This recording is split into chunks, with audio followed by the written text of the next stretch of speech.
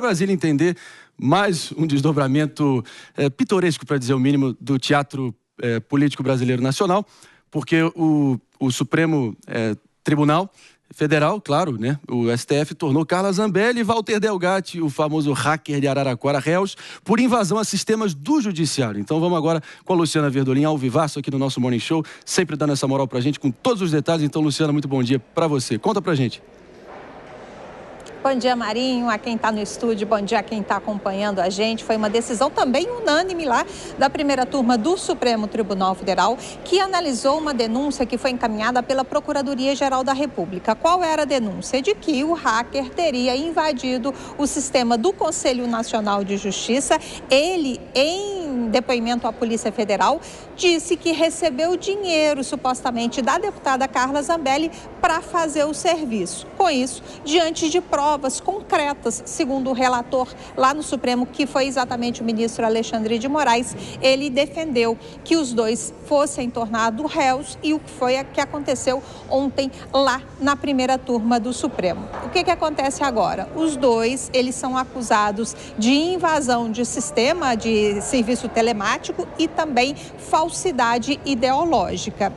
A defesa do hacker diz o seguinte: ele é réu confesso, já confessou à justiça e que já estava esperando essa decisão.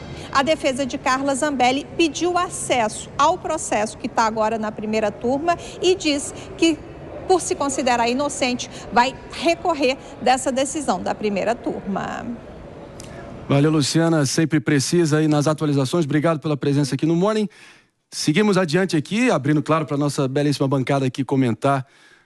Quer dizer, então, meu caro Gustavo Segre, que parece que a fase de Carla Zambelli, que estava ali na miúda, na surdina, tirando o pé do acelerador, parece que está tão ruim, mas tão ruim, que se ela começar a administrar um circo, o anão cresce e realmente a gente está diante do momento que o palhaço foge com a trapezista se a Zambelli realmente começar a assumir o circo. O que você acha, meu caro Segre? Mas quando, para provar um eventual ilícito, você comete um outro ilícito, claramente, claro, as duas partes estão erradas, mas nesse caso em particular, que está sendo investigado, teve, a priori, a suspeita de que um ilícito foi cometido. Ingressar num sistema, invadir um sistema, e lembro que naquela época foi até decretada a prisão do ministro Alexandre de Moraes, como que ele mesmo tinha decretado a sua própria prisão. Um absurdo. Mas isso foi para provar que o sistema não era um sistema seguro. Então, a dúvida aí é: justifica, através de um ilícito, provar uma irregularidade? E a resposta, juridicamente falando, é não. O único problema aí que sempre chama atenção é a falta de transparência ou a falta de demonstrar a transparência, o que grande parte da população supõe como que tem uma tendenciosidade para um lado ou para o outro. Então, quando a gente avalia uma determinação do Supremo Tribunal Federal indo em uma investigação para uma pessoa que é da oposição do governo, sempre surgem essas dúvidas dizendo: e se fosse o contrário, seria? E eu deixo assim a questão da dúvida em que, em função da pandemia, André, eu lembro que o STF, ele pediu 6 ações imediatas, deu 48 horas até 5 dias a maior prazo, para o governo Bolsonaro se manifestar sobre política pública no combate à pandemia. E agora, com a negociação, com essa situação do Rio Grande do Sul, o STF não colocou nenhuma pauta, nem para o governador, muito menos para o presidente Lula na determinação de políticas públicas. Então, sempre quando tem essa questão de uma diferença na apreciação de um assunto, chama atenção. Mas nesse caso da Carla Zambelli, deve ser investigado. Deve ser investigado, Wilson Pedroso. Ontem, inclusive, no julgamento de Carla Zambelli, Carmen Lúcia, ali proferindo o voto dela, chamou as ações de Carla Zambelli como um reflexo da sua desinteligência natural. E aí veio o nosso Alexandre de Moraes, ministro Alexandre de Moraes, Xandão, logo depois, e disse: não é desinteligência natural nenhuma, ministro, isso aí é burrice mesmo. O que você achou dessas falas? André, assim, eu ia mais ou menos um pouco nessa linha também, porque ela perdeu um pouco do senso. Eu acho que o final do mandato dela, o desespero das eleições, deixou ela meio que fora da caixinha. Porque se você for lembrar, Você imagina, ela fez aquela pataquada, correndo atrás daquele moço com uma arma, dias antes das eleições. Um dia antes, na véspera da eleição. Ela achou que ela ia invadir o sistema do judiciário e ia ficar tudo bem, que o judiciário ia tratar ela como uma coitada. Não, o judiciário vai julgar ela de forma, de forma exemplar. Além da falsidade, tem um crime cibernético sobre um órgão do judiciário, E o judiciário vai até o fim, porque o judiciário vai demonstrar que eles querem proteger as suas informações, que as suas informações foram invadidas, mas quem fizer, o judiciário vai ser duro. E ela perdeu um pouco do senso, né, no final do seu mandato. Então, o judiciário está certo e vai ser duro com ela. Foi desinteligência, no mínimo. Ô Mota, a gente quer ouvir tua opinião também, porque o Walter Delgatti, né, o famoso hacker de Araraquara, ele alega ter recebido 13 mil reais de assessores da Carla Zambelli. Ela contrariou essa afirmação, dizendo que era apenas para serviços prestados ao site dela, para dar um tapa ali no website dela.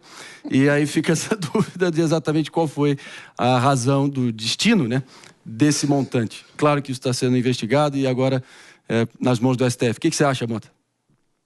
André, eu confesso que eu tenho uma dificuldade muito grande para entender esse episódio. Eu tenho uma desinteligência para entender esse episódio. Porque invadir um sistema para colocar um mandado de prisão falso, eu ando muito cético, muito desconfiado. Tá? Agora, uma coisa que eu posso dizer com certeza, o rigor que vale para alguns casos não vale para todos. Vamos supor que tenha acontecido tudo isso mesmo e tenham sido cometidos esses crimes. Nós vemos diariamente crimes muito mais graves do que esse, prescrevendo, os processos anulados, as delações anuladas, os réus perdoados, voltando à vida pública. Então, eu só queria, né, um pequeno desejo de um cidadão que ou a mesma leniência valesse para todo mundo, ou que o mesmo rigor valesse para todo mundo. E Mano Ferreira, a gente quer ouvir você também sobre essa questão, porque eu teria abandonado o roteiro do Brasil. O roteirista do Brasil é um grande alucinado, dada a inverossimilhança e o absurdo total nesse Brasil, onde a anormalidade é a norma, pelo visto, né? E a gente vê, claro, alguém que foi exaltado por setores da esquerda nacional, como o Walter Delgatti, o envolvimento dele na Vaza Jato, agora talvez indo para o precipício jurídico de vez, abraçado com uma das próceres do bolsonarismo. O que você acha, Mano Ferreira? Eu acho que vale sempre lembrar, primeiro é curioso ver como ela foi completamente abandonada pelo bolsonarismo, uma vez que virou o alvo dessa pataquada toda, né? Que o seu protagonismo e a sua genialidade vieram a público dessa forma, ela foi abandonada pelo bolsonarismo. Eu acho que é o primeiro ponto, porque mesmo uma pessoa tão leal ao presidente Bolsonaro e alguém, veja só, que teve Sérgio Moro como padrinho de casamento, depois decidiu, segundo a versão dela, para serviços no seu website, contratar o hacker de Araraquara, que é o personagem responsável por acabar com a Operação Lava Jato, trazendo à tona